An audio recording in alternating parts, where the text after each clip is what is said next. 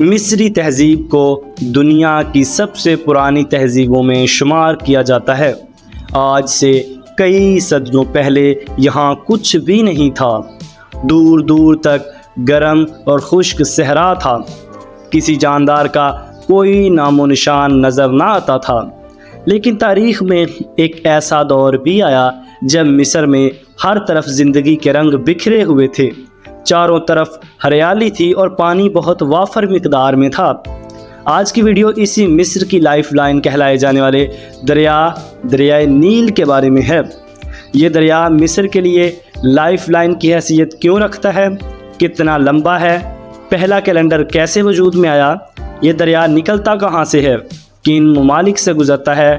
تاریخی لحاظ سے کتنا اہم ہے؟ مصر کے لیے یہ دریا اتنا اہم کیوں ہے اور اس کی زیادہ تر آبادی اسی دریا کے کنارے کیوں آباد ہے؟ یہ سب کچھ جاننے کے لیے ویڈیو کے انت تک دیکھیے۔ میں ملک احسن اور آپ دیکھ رہے ہیں آگاہی چینل۔ نیل یونانی لفظ نیلیس سے نکلا ہے، جس کے معنی وادی کے ہیں۔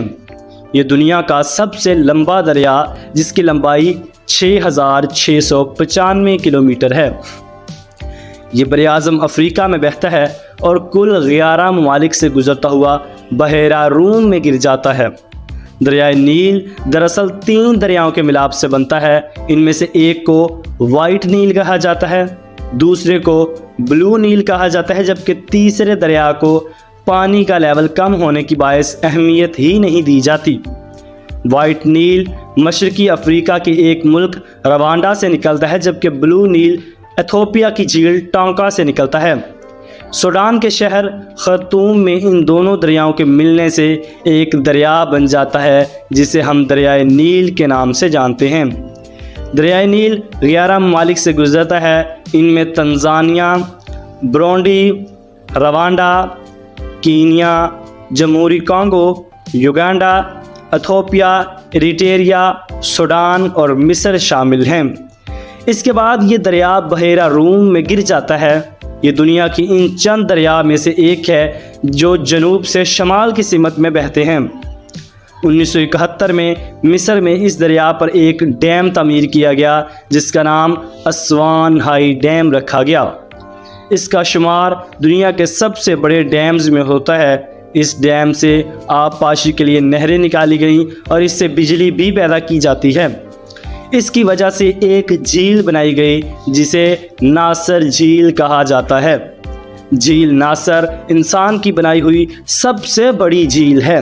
اس کی لمبائی 550 کلومیٹر اور میکسیمم چوڑائی 35 کلومیٹر ہے۔ یہ دریا مختلف ممالک کے درمیان بحری آمد و رفت کا ذریعہ بھی ہے۔ ایک اندازے کے مطابق مصر کی 95% آبادی دریائے نیل کے کنارے آباد ہے۔ سائنسدانوں کی تحقیق کے مطابق دریائے نیل 3 کروڑ سال پرانا ہے۔ کہا جاتا ہے کہ مقامی لوگوں نے آج سے تقریباً 3000 سال قبل مسیح صحرائے اعظم یعنی سہارا ڈیزرٹ کے بعد اس دریا کے کنارے آباد ہونا شروع کیا تھا۔ کیونکہ یہ سارا علاقہ صحرا تھا، لہٰذا یہ دریا ہی اس علاقے میں پانی کا واحد ذریعہ تھا۔ ہر سال اس دریا میں سیلاب آتا تھا اور سیلاب پانی آس پاس کی زمین کو بھی سیراب کر دیتا تھا۔ یہ سیلاب اس علاقے کے لیے بہت اہم تھا کیونکہ اس طرح یہ دریا حبشہ کے میدانوں سے اپنے ساتھ زرخیز مٹی لاتا، جس نے آس پاس کی صحرائی زمین کو بھی کھیتی باڑی کے قابل بنا دیا تھا۔ اس طرح مصر کی سرزمین زرخیز ہوتی چلی گئی اور کپاس، گندم اور کئی ایک پھلوں اور سبزیوں کی کاشت بھی ممکن ہو گئی۔ پھر آہستہ آہستہ لوگوں نے اپنے سالوں کو اسی دریا کے مطابق ڈھال لیا اور اس طرح دنیا کا پہلا کیلنڈر وجود میں آ گیا۔ ایک سال کو 3 حصوں میں تقسیم کر دیا گیا: سیلاب والا موسم، کھیتی لگانے والا موسم اور فصل کاٹنے والا موسم۔ مصریوں کا اس دریا پر انحصار کا اندازہ اس بات سے لگایا جا سکتا ہے کہ انہوں نے سیلابی پانی کا لیول ماپنے کے لیے ایک آلہ بھی ایجاد کر لیا تھا۔ لیول جتنا زیادہ ہوتا، فصل اچھی ہونے کے امکانات اتنے ہی زیادہ ہوتے تھے۔ دریائے مٹی کی مدد سے یہ لوگ اینٹیں بھی بنانا شروع ہو گئے۔ مصر کو دریائے نیل کا تحفہ بھی کہا جاتا ہے کیونکہ یہاں زندگی کا تمام تر دار و مدار اسی دریا پر ہے۔ اہرام مصر کی تعمیر میں دریائے نیل نے بہت اہم کردار ادا کیا تھا۔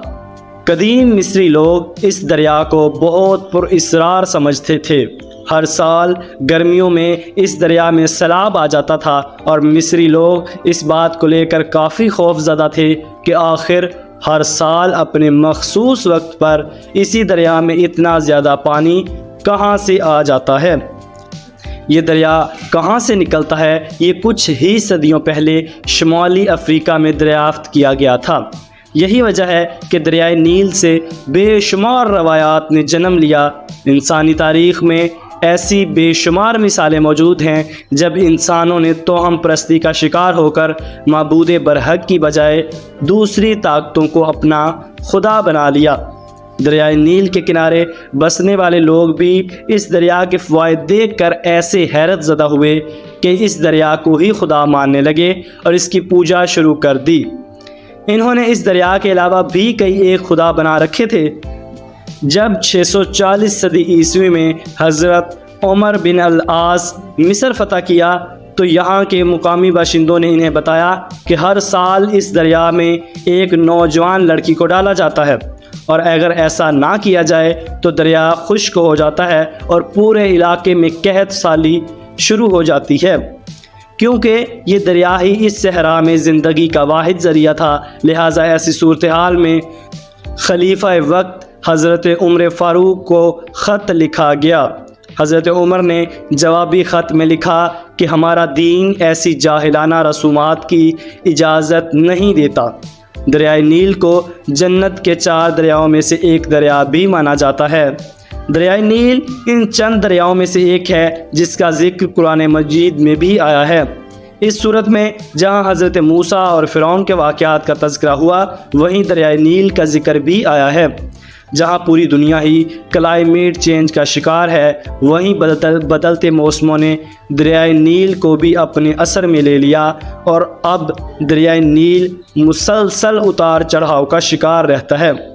کبھی تو دریا میں بے انتہا پانی ہوتا ہے تو کبھی پانی کا لیول بہت کم ہو جاتا ہے۔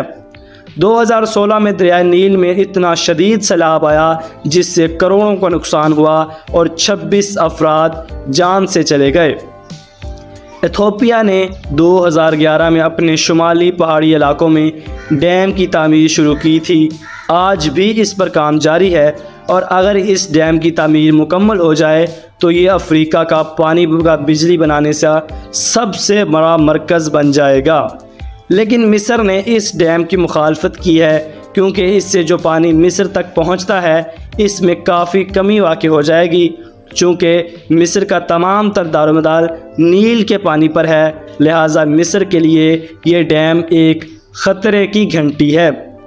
دریائے نیل قدیم ترین تہذیبوں کا مرکز ہے، یہ بات سائنسی طور پر بھی ثابت ہو چکی ہے۔ اسی لیے دریائے نیل کو تاریخی طور پر بہت اہمیت حاصل ہے۔ امید کرتا ہوں کہ آپ کو یہ انٹرسٹنگ ویڈیو پسند آئی ہوگی۔ ویڈیو پسند آئی ہو تو لائک ضرور کیجیے، چینل کو سبسکرائب کر لیں تاکہ آپ کو آنے والی ہر ویڈیو کا نوٹیفیکیشن ملتا رہے۔ اپنا خیال رکھیے گا۔ خدا حافظ۔